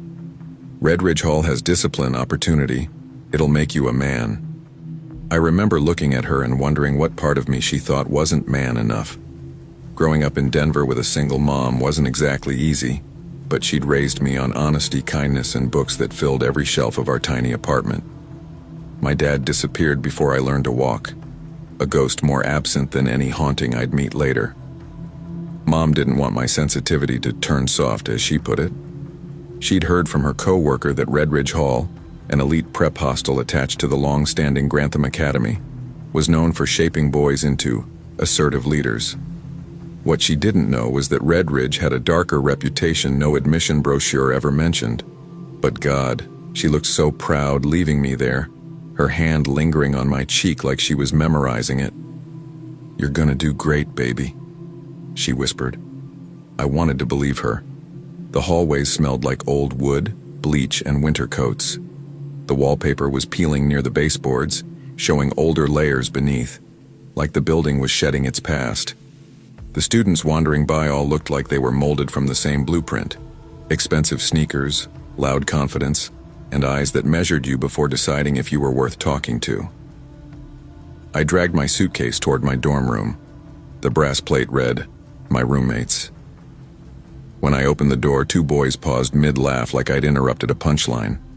One was tall, sandy-haired, broad-shouldered, the kind of guy who probably played football since birth. The other was slimmer, sharp-featured, wearing a maroon hoodie even indoors. "Yo," the tall one said. "You the new kid?" "Yeah," I replied, setting my suitcase down. "Colton." "Aight, cool." He pointed a thumb at himself. "I'm Weston. Call me Wes." The other lifted a hand in greeting. "Alden. Or Al. Whatever." Wes squinted at my clothes. Just jeans and a long-sleeve flannel. "You from a farm or something?" "Nah," I chuckled lightly. "Denver." He nodded, satisfied enough to drop it. Alden offered a faint smile and went back to unpacking. For a moment, I actually thought things might go okay. That was before I met Declan Rourke. Redridge Hall wasn't huge, but it was old, built in 1892, renovated half-heartedly every few decades. Some rooms had new lights, others flickered like dying fireflies. The communal showers had mismatched tiles and faucets that screamed when turned. The first week passed normally. Classes were boring, food was edible, and the cold wasn't as brutal as I'd expected. Then I ran into him, Declan, captain of the wrestling team. Rich kid, famous last name. His dad owned half the ski resorts around here. He stopped me outside the cafeteria, looking me over like he was assessing a flaw in the wall. "You the Denver kid?" he asked. "Yeah," he smirked. "You look soft." I didn't say anything. I didn't want trouble, but silence was apparently the wrong answer. Wes pulled me aside later. "Hey man, word of advice? Don't piss off Declan. He's a psycho," Alden added flatly. "Not a psycho," Wes corrected. "Just an asshole, and his buddies follow his lead." I didn't sleep much that night, hearing footsteps in the hall, laughter echoing at odd hours. But there was one person who made it easier, Rowan Hale. He lived 2 floors above me, polite, a little shy, always reading something. We met in the library when we reached for the same notebook. "Oh, sorry," he said, pulling his hand back. "No, you take it," I offered. He smiled. "You're new, right? I've seen you around." We ended up talking for almost an hour. Rowan was smart, quietly funny, and had this gentle way of listening that made you feel seen. For the first time since arriving, I felt warmth. We met again the next day, and the next, and before long we were staying up late in the common room whispering about music and life and fears we never told anyone else. One night it happened. We were sitting on the old couch near the vending machine, lights dim, rain tapping against the window. Rowan kept glancing at me, lips pressing together like he wanted to say something but couldn't. "What?" I asked. He swallowed. "Nothing. I'm glad we met." I smiled. "Me too." He looked away, breathing shakily. "Colton, can I tell you something?" "Yeah, always." He hesitated, then just whispered it. "I like you." The world froze for a second, silent except for the hum of the vending machine. I leaned closer. "I like you too." His eyes widened, and then we kissed. Gently, carefully, like two people afraid the moment would evaporate. It felt real, safe. But safety doesn't last in Redridge Hall, because someone was watching. The next morning, Rowan was gone. His bed was made, his books stacked neatly, his backpack missing. Alden shook his head when I asked. They pulled him out early, Admin said his mom got sick. But something about his tone felt off. By lunchtime, whispers spread. Did you hear? Rowan freaked out. Got caught kissing somebody. Gross. Who was the other guy? They won't say. My stomach twisted. When I entered the cafeteria, everything went quiet for half a second. Then laughter erupted like someone had hit a switch. A crumpled note landed on my tray. Fag. My hands shook. Declan walked over, towering above me. You want to tell us what you were doing with Rowan? He asked. No, I said quietly. He smirked. Thought so. He grabbed my shirt, pulling me onto my feet. Listen, Denver, we don't do that crap here. You keep your weird shit to yourself or get off me, I muttered. The room went dead silent. Declan's eyes glinted. What did you say? I said get off me. He shoved me backward so hard I hit the table behind me. A voice somewhere whispered, Dead man walking. Alden and Wes tried to defuse it, but Declan's crew surrounded me, throwing words like knives. Fruitcake. Queer boy. Keep him away from the showers. Betty stares. I clenched my fists, trying not to break. But anger wasn't enough to stop what was coming. It was 2:11 a.m. when it began. I woke to whispering. Soft, close, wrong. My room was dark, only the hallway light bleeding under the door. Wes was asleep.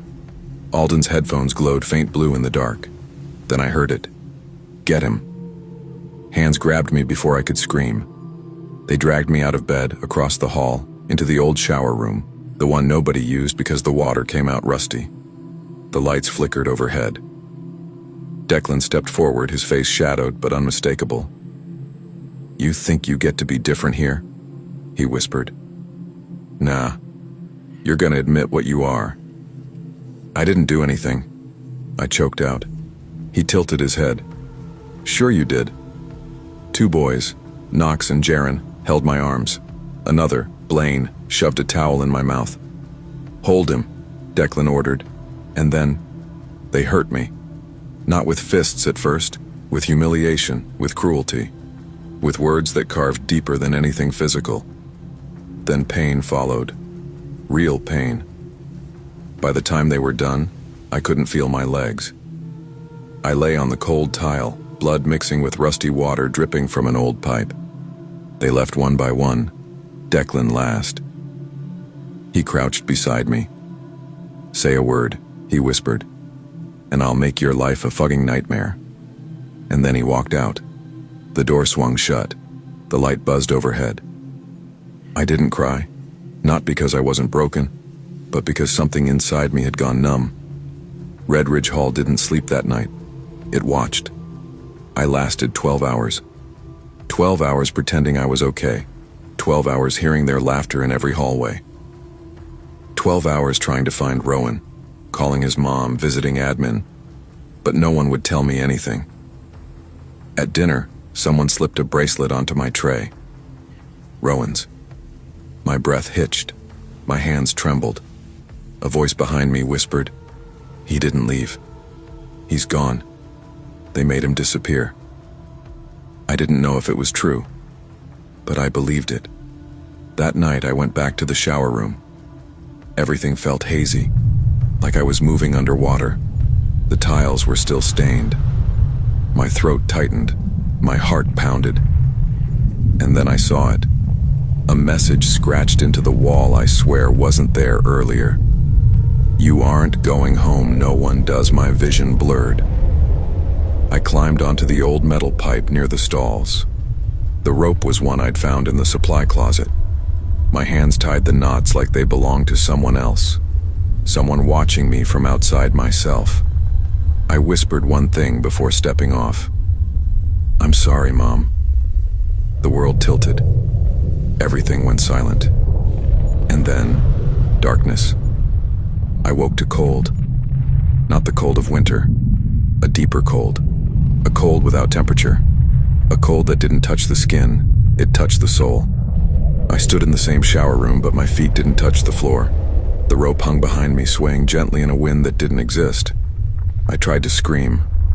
No sound came out, but the hall heard me.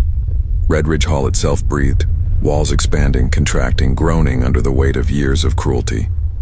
And it whispered my name. Colton.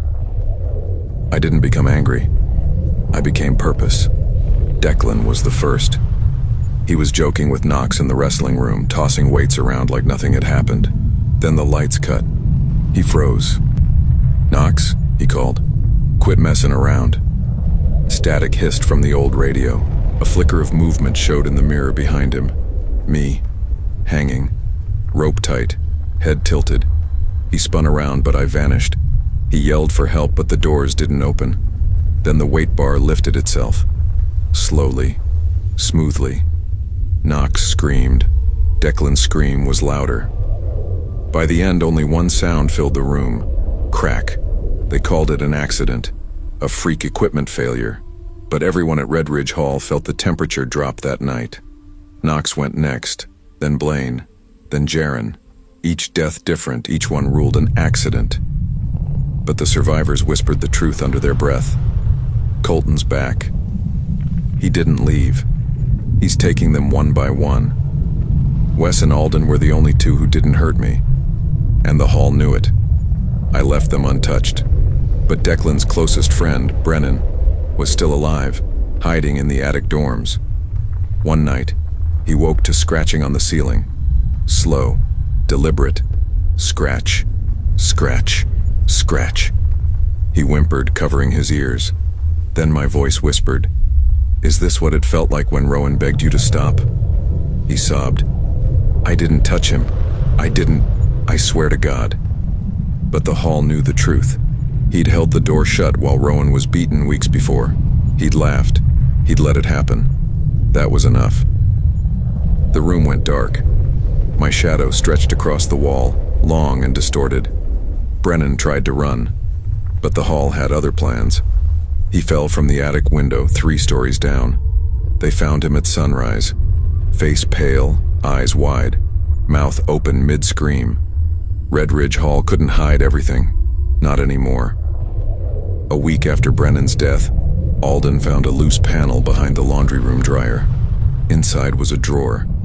Inside the drawer, Rowan's backpack, his notebook, his glasses, and a letter.